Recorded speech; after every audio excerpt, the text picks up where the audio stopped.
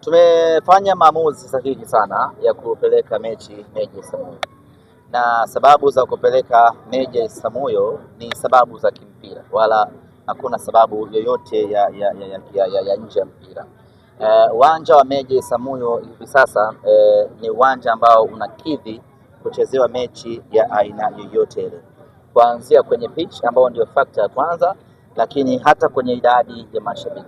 Lazima tukubaliane ya kwamba uwanja wenye hadhi kubwa ya dabi ni uwanja Benjamin Mkapa.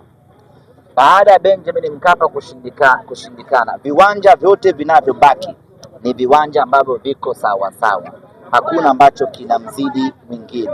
Kwa hiyo baada ya kukosa Benjamin Mkapa, ukiamua kwenda Amani sawa, ukiamua kwenda Isamuhyo sawa, ukiamua kwenda Gombani sawa, ukiamua kwenda Azam Complex ni sawa. Katika viwanja hivyo ambavyo nimevitaja na ambavyo sijavitaja, vyote hivyo vina uwiano sawa kwenye hadhi ya kuchukua dabi. Hakuna ambacho kinaizidi Meja Jenerali Isamuhyo.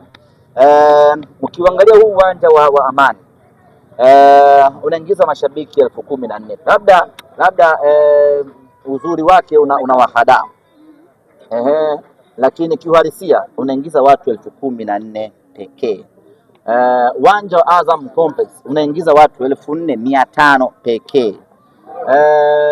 Uwanja nini mwingine? Gombani, sijui idadi yake, lakini hawezi kuzidi watu 10,000. Sijui umeelewa?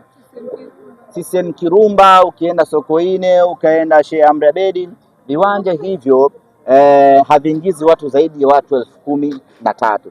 Lakini kwa hali hii ya mvua za kila siku, CCM Kirumba kuna hatari kinyesha pale mkacheza kwenye matope, au mkaenda Sheikh Amri Abeid pale mechi ikaahirishwa. Sasa kwa nini tu take riski ya kupeleka huko sijui Kirumba na watu ni 13,000 tu, wakati Meja Jenerali Isamuhyo ni watu 10,000 wanaingia katika uwanja huo. Kwa hakuna tofauti kubwa.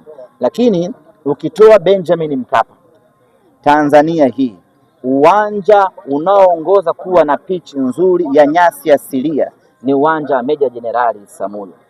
Huu uwanja mnaoona hapa pitch yake imechanganywa, wanaita hybrid, imechanganywa artificial na nyasi asilia.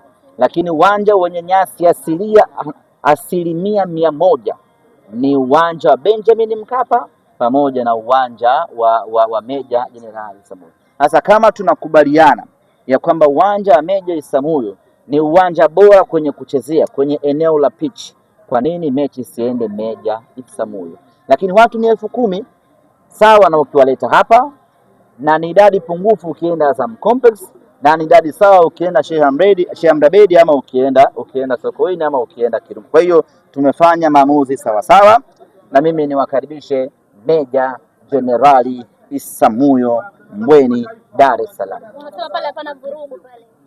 Hakuna kufanya vurugu. Na mpira utaji vurugu, mpira ni starehe. Yes. Kwa mnawakaribisha? Ya, tunawakaribisha. Yoyote tunamkaribisha.